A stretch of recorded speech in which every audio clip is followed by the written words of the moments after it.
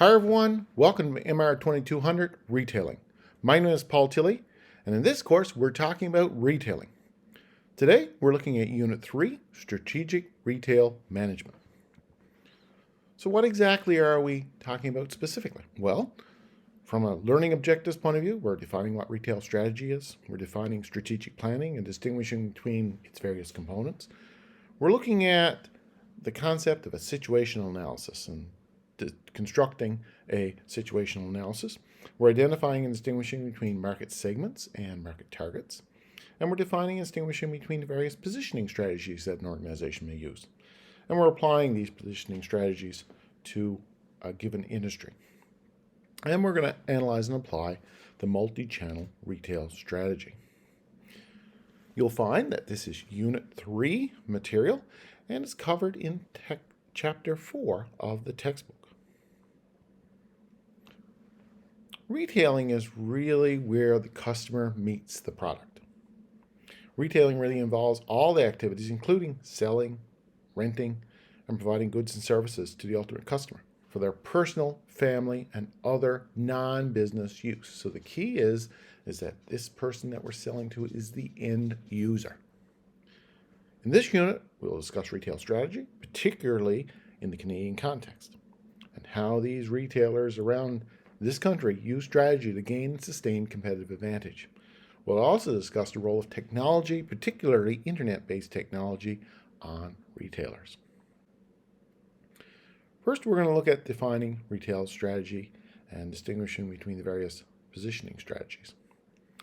Retail strategy is really a statement, or it can be embodied in a statement that identifies who the target market is for the product that the retailer is selling, and the format the retailer plans to use in order to reach that target market. This is known as the retailing mix, the components that go into place in order to reach that target market. And it's based upon what the retailer plans to build on in order to create a sustainable competitive advantage. In other words, what does it do better than anyone else? And that's what it really focuses on.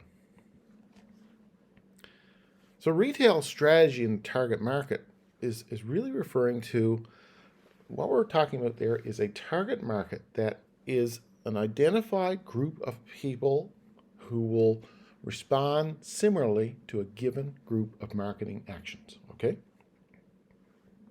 The retail strategy determines a retailer's target markets by focusing on growing sales and brand awareness within a specific group of customers. And to do this, businesses strategize based on things like demographics, how old people are, where people live, their age, that make up the market. Retail strategy is really encompassed in what we call the retail mix. And the retail mix involves the product, the price, the promotion, and the place. So from a product point of view, the product and or service is really wrapped up in the package, the warranty, the after-sales service, the brand names, the company image, and other key factors. The price of the product, what we're talking about here is value. Do the consumer get good value for money? And when we're thinking about value, we're thinking about issues like prestige pricing, competitive pricing, discount pricing, or everyday low prices. We're also concerning ourselves where the product's sold. And that's really the place function. Is it in a store? Is it a non-store? Is it online? Where is it placed to geographically? What kind of site is it? What are the physical facilities about? What's the layout? What's the design? In terms of the promotion of the product, we're talking about the communications mix. What are the communications tools we use in order to communicate with the customer? And when we think of the mix, we think of things like advertising, direct marketing, personal selling, sales promotion, and public relations. From the people involved in making the sales possible, we consider some of the human resource management needs, such as recruiting, selecting, trading, recognizing people as they move through their jobs, retaining employees, and supervising employees. And fundamentally, it's all about customer service. We need to be able to position the company in such a way that consumers feel that they're valued and that they're respected by the seller. We also are going to consider the selling process. Think about things like database management from a technological point of view, retail information systems, data mining, and micro-marketing so we can target very specific groups. We're talking about things like return policies, physical distribution, collaborative planning, forecasting, and replenishment. All of these are usually wrapped in some sort of internet technology type environment. We're also looking at the physical characteristics in terms of the retail mix, such as the store design, displays, and the store atmosphere. So retail strategy, the idea behind a retail strategy is to create something that is unique to that retailer, a magic bullet, something called a sustainable competitive advantage. And that is really an advantage over the competitors that can be maintained for a long time. What makes us stand out? Building a sustainable competitive advantage requires retailers to create certain advantages that are sustainable and difficult for competitors to copy, thereby enabling the one that has the competitive advantage to survive and flourish. If we look at competitive advantage, what are some of the key things that are often cited for competitive advantage? Well, things like customer loyalty, things like competitive location, things like good human resource management to keep the right people, things like a successful distribution and information system that is able to get information and get product to people at the right time, place, and in a manner that people appreciate. Unique merchandise, something unique, is a big competitive advantage. Good vendor relations, having a relationship with the vendors so that we can provide the best possible product at the lowest possible price. And finally, probably one that stands out is customer service. How can we make our customers engaged and feel as if they are part of the process, part of us, and that everyone's best interest is looked at.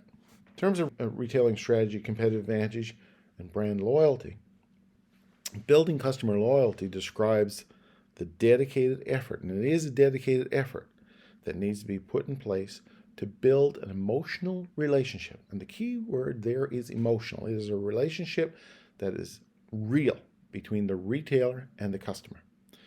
The goal is to create an environment where the customer needs are being met by the store or the retailer, not only with a single sale, but multiple sales and repeatedly over time. This will create a relationship, and that leads to loyalty. And we call it the loyalty cycle. In other words, the customer will keep coming back again and again and again. So instead of a one-off customer, a customer becomes a cash flow for the company, and in return, the company stays by the customer to create this relationship. Retailers build customer loyalty by developing a well-known, attractive image of their brand.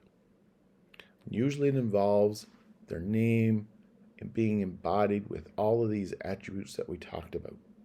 So strong brand images and strong brand names facilitate customer loyalty because they reduce risk associated with the purchase. You know what you're going to get when you go to McDonald's. It may not be the best, it may not be the worst, but you know what you're going to get. That helps create loyalty. To provide a consistent level of quality and satisfaction from the retailer, McDonald's attempts to create that consistent level of quality by having standardized processes. And the retail image can also create an emotional tie, and this is what we mean by relationship building, an emotional tie. Positioning that brand is taking that emotional tie and putting it relative to all other brands in the marketplace. So where do we as an organization fit relative to everybody else? And this is what's known as positioning strategy. And it's designed to create an image of the retailer in the customer's mind relative to its competitors. So retailers really need to research not only themselves, but everyone else to kind of position themselves. So you can see here in this particular graphic that if we look at the position of various retailers in terms of fashion on one pole and service on the other pole. So we're comparing all of our competitors relative to what they're offering, the fashion level, and the amount of service they offer. Now, the ones that are closest together would be the nearest competitors.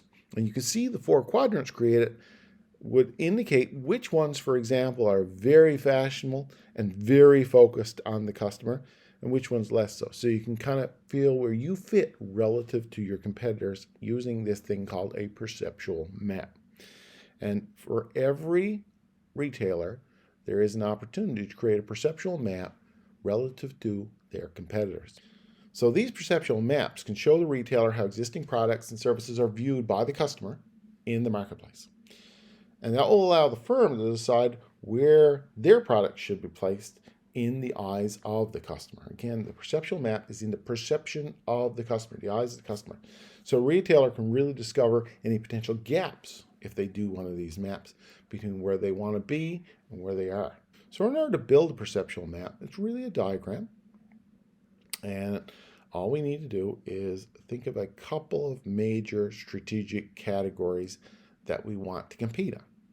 Okay, so when building a perceptual map, the first step is to decide what factors you want to compare and focus on. These will be the variables in your map, and they're going to be placed on the X and Y axis as illustrated here. These variables are usually the attributes and features that really are valued by the customer and ultimately convince them to buy. So we need to have some background knowledge of our customer and say, what are the key things? Those will be the axis of our perceptual map. So the scale is from low to high on each axis, and it creates a general relationship between each of the quadrants.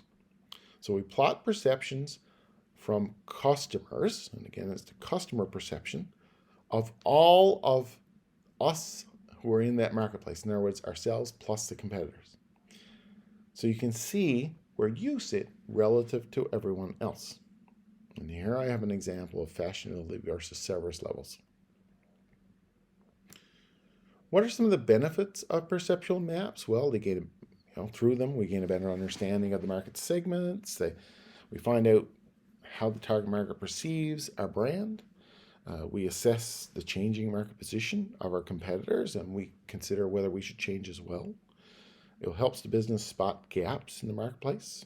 Are there any holes that we could fill? It allows us to closely monitor changes in customer preferences. It evaluates the performance of our recent marketing campaigns. Have we moved? If we do these over time, is the perception changing from one instance to the next? Check to see if our goals fit with the customer needs. We can confirm if our brand is really clearly positioned, and we can track how new products are being positioned in the marketplace. The limitations, on the other hand, of these perceptual maps include customers' purchase decision is often simplified to 2 product and service attributes, and realistically, consumers are probably looking at more than 2 attributes. Perceptual maps are more beneficial for less involved purchase decisions, so it works very well for simple products as opposed to complicated decisions where many factors come into play. These maps are less helpful for corporate brand names and more useful for individual brands that customers can relate to.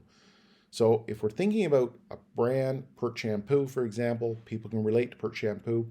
Procter & Gamble, who make Pert Shampoo, probably the customer can't really relate to the corporate. Very often, there's differences between the perception of the brand and the reality. So what are the perceptual benefits and what is the reality in terms of the benefits? And if there's a gap, that leads to a potential problem, because will customers be satisfied with a product if this gap continues to exist? We also have to consider our growth strategy. So if we're thinking strategically as a firm, we're saying we need to grow into the future. How should we grow? And that's what we're really looking at. So what are some of the options that retail firms have in order to grow? Well, first of all, we have something called a market penetration strategy. And as the name implies, it involves going deeper into the current market that we're in. So our market penetration opportunity involves directing investments towards existing customers and using the present retailing format with the idea of driving more sales. Approaches for increasing market penetration include attracting new customers by opening more stores in the target area or opening the stores for longer hours. So we're pulling in more sales for those efforts. A common example of market penetration in the retail environment is cross-selling, which involves sales associates in one department attempting to upsell products in another department. You come in, you buy a coat. Well, the suggestion was made to go buy a pair of pants in the next department to match the coat. Another strategy for growth involves market expansion. And what market expansion is all about is what we're trying to do is we're taking our existing format and we're looking for new customer segments. Are there different types of people that we can draw into the store? So Tim Hortons, for example, opening shops and service stations is a good example of market expansion. People getting gas and they see Tim Hortons right next door, that will encourage people to come and get a coffee. We could also think about developing a retail format in order to grow. The retail format development opportunity involves offering customers a new or changed retail format. So it really involves different elements of the retail mix. Okay, we think about adjusting the type of merchandise that is being sold, the services offered, providing different type of layout, updated store, electronic retailing, an online service portal, parking lot delivery. These sorts of things will involve changing the retail format. That's a little bit risky because what will happen to our existing customers who like what we currently have?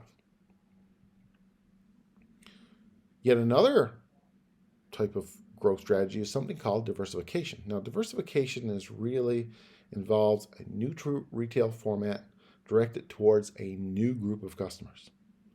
So, two news. We got to change our format and change our customers.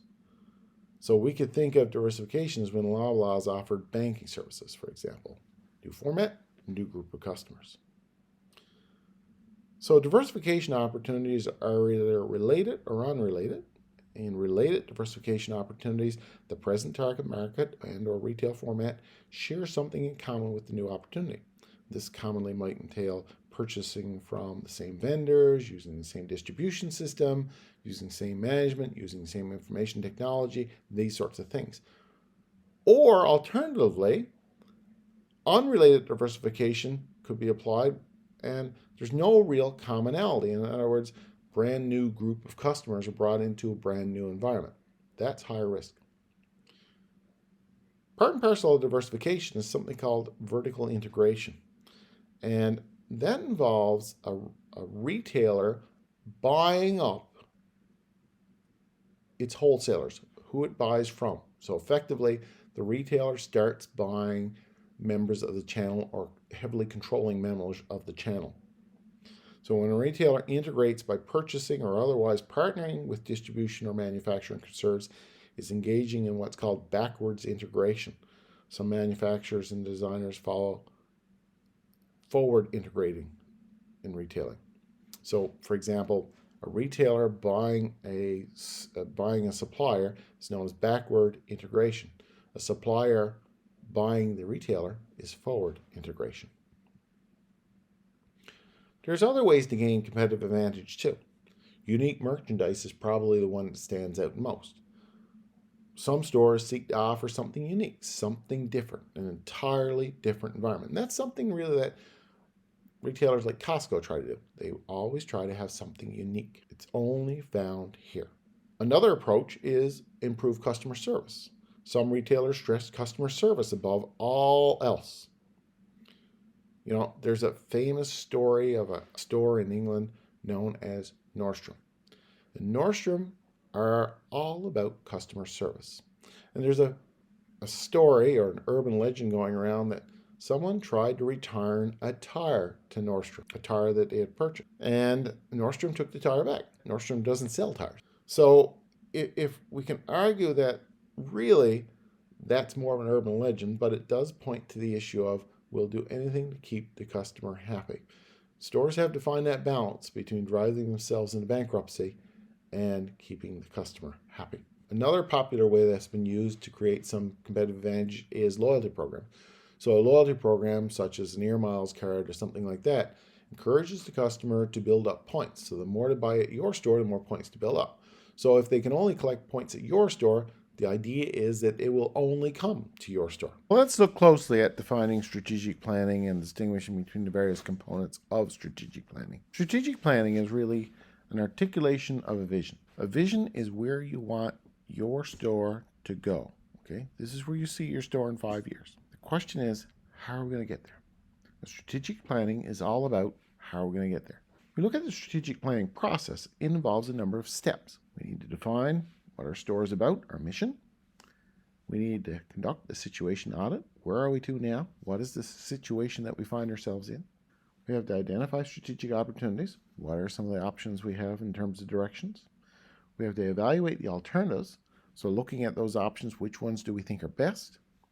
We have to establish specific objectives for allocating resources. So if we want to get there, what's it going to take in order to get us there in terms of resources? We're going to develop a retail mix. What are the magic place, promotion, product, and other aspects that need to be considered in order to make that happen? And we also have to evaluate the performance. So did it work, and is it working? We make adjustments as we go along if it's not. So in terms of defining the mission, we got to ask some basic questions here. What business are we in? What should our business be in the future? Who are our customers? What are our specific capabilities? And what do we really want to accomplish? So this involves some soul searching on the part of the retailer to say, what is it we do? Who is it we do it to? And how do we plan to improve? What do we need to do in order to move us along? In terms of the situation, we really need to see, what are we operating in? What is the environment we're operating in? So we think about the internal environment, what's going on within our organization. We think of things like what control we have over, what issues are popping up, the price of the product itself, the store location, promotional tools we use, the visual image of the store, our human resource processes, our management decisions, how we control all of these things. Looking at ourselves, so it's very much an internal look to say what is going on within our organization now. What's going right? What's not going right? What do we need to look at? We also need to look at the situation externally. What's going on out there in the world? So the external environment is really the marketplace. It's a macro environment. We think of things like the competition, the economic climate of the area, the technology that we have facing us, the regulatory environment that we look at, the ethical issues that we face. What are the social trends? What are the demographic trends? What are changes in consumer behavior? What kind of lifestyle changes? So these are all outside of our control, but we need to be able to be aware of them to be able to manage them. In terms of our internal situation, we want to go look at what exactly are the capabilities of our management. What do we got good? What do we got not so good? What do we need to fix? In terms of our financial resources, how much money do we have? Our operations, what do we do well in terms of our operations? What do we need to do better? Can we distribute product well? Do we have a good management information system? Is there a loss prevention system in place? Do we have big inventory, small inventories? Is our inventories the right size? What kind of merchandise do we carry? Do we have good knowledgeable people working in our place? Do we have good compatibilities with developing new products? Store management, is it good? Is it getting older? Is it young? Is it ready to retire? Does it need to be replaced? Our locations, what's the status of our locations? And our customers, who are they? Where are they in terms of the life cycle? Externally, there are a lot of factors too that need to be considered. Competitive factors, environmental factors, strengths and weaknesses relative to our competitors. The situation audit really is what drives from the situation analysis. And what we're really looking for is, what is the most attractive route to go in order to be able to maximize the value at the end. So if we're looking at a vision of the future, what route gets us there most quickly and allows us to attain the most benefit? So critical factors related to the customer and their buying patterns involve things like market size, growth, sales, cyclical nature of the environment. What is the seasonal effectiveness of, for example, sales? The market size typically measures how many customers. What are the sales volume in terms of dollars? Is it a large market? Is it not such a large market? Is it a growing market? Is it seasonal? Is it non-seasonal? Certain things will be attractive. We want to find out what are the key attractive things. From an external point of view, we want to think about what's going on with our competitors. What are they doing? What's the nature of the competition, we ask? What are some of the barriers to entry? What is it that keeps our competitors away from us? How hard is it to get into this business? Do we have strong bargaining power with our vendors? Do we have some competitive rivalry going on out there? Are they attractive markets to competitors? Do we have economies of scale? Do we have bigness? Is the market dominated by one or two large competitors? And, who are they? What do they do different? And are we a well-established retailer? Are they a well-established retailer? Is there a loyal group of customers following us? Things with regards to our competition, we need to think about, do we have strong bargaining power over the things we buy? Do we have good control over our suppliers? Do we have a good relationship? Do we have a strong industry? Is there something valuable out there we can attract to? Are there government regulations out there that can help us or hinder us? Are there particular trends in demographics or lifestyles or things that can affect us? The strengths and weaknesses really need to be assessed very, very carefully. And there's a great tool for that called the SWOT analysis. The SWOT analysis is a tool that involves 4 components that are classified into 2 categories, being internally managed, so strengths and weaknesses. The first 2 of the SWOT look at what are our relative strengths to our competitors, and our weaknesses look at what are our relative weaknesses. So the SWOT enables us to break down these particular 4 segments and assess them individually. Based on that, we use that then to help foster or develop a strategic plan. That SWOT analysis points us down that road. So we need to evaluate opportunities that we identify, and we need to be able to think about how can we use these opportunities to get, maintain, and develop a competitive advantage that is better, different, unique compared to any of our competitors. We're going to be able to set some objectives based on a SWOT analysis. What is it we need to do? What are the milestones? And these objectives really need to be focused on being measurable. Do we know that we've achieved what we said we were going to achieve? And time-bound. Do we know we've achieved it within the time that we've set? We have a lot of questions that we can ask at each stage. You look at the various strengths and we say, what will help us achieve what we need to do? What do we do well? What are our unique skills? What expert or special knowledge do we have? What experience do we have? What do we do better than anyone else? What's the most profitable part of our business? That's where our opportunities point. In terms of weaknesses, we want to say, okay, what could hurt our progress? Things like, what areas do we need to improve? What resources do we need? What parts of the business are not very profitable? What do we need further education on? And how much money? In terms of opportunities, we're looking for what things out there can help us achieve our objective. What are our business goals, particularly? We need to clarify those. How can we do more for our existing customers? Are there more than one target audience? What target audience is the best? What ones provide the most yield? Are there related products or services that we could provide? In terms of threats, we want to look at what obstacles face. What are the strengths of our biggest competitors? Are they competitors? How strong a competitor are they? What's going on in the economy? What's going on in the industry? What has the SWOT analysis warned us about? Once we do the SWOT, we should be able to come up with a plan to move forward. And that plan is going to involve figuring out how we're going to sell what we need to sell to the people we need to sell it to. And that's really where the retail mix comes in. So the retail mix is really asking, what is the product? And we think of things like the package to warranty to after sales service. What is the price? What type of pricing systems are we going to use? Where's the product going to be sold? The place. What kind of promotion? How are we going to communicate to the customer? What kind of people are involved? How many people? What skills do they need? What processes do we put in place, such as our IT background? And what are the basic physical characteristics that we're going to need in a store or an online plant in order to be able to sell the products that we need to sell? Throughout all this, we're going to be doing evaluation. Up through the process, we're going to ask ourselves, is this exactly what we want? Is this within the realm of the store? And as we move along, we're going to be evaluating the performance. Is the performance markedly improving because of the direction we've chosen? Okay, so we really need to continuously evaluate the results. So we set some objectives, we measure against those objectives. Are we there? How come we're not there?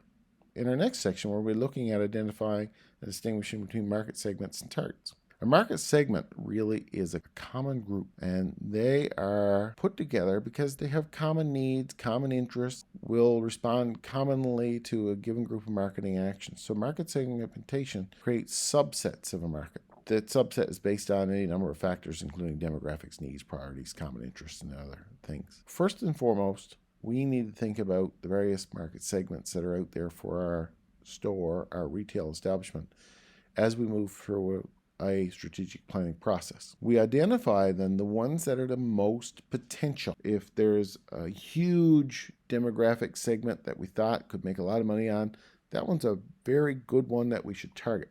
If there's a relatively small but specialized target market, how much money can we make on that? If there's not enough money to be made on that, probably not one we should target. This is where we get into target marketing. Target markets are really the audience that the segments have defined. Where you got to ask, which of those segments do we want to pursue? So the retailer must decide which segments is worth targeting, and we need to say, okay, is this segment composed of enough potential customers to justify the cost? Is it measurably different from other segments? Is it accessible to all the members of the marketing and sales? Does it fit with their organization? Is the company equipped to be able to handle that segment? Are there any physical, legal, social, technological barriers that prevent us from doing it?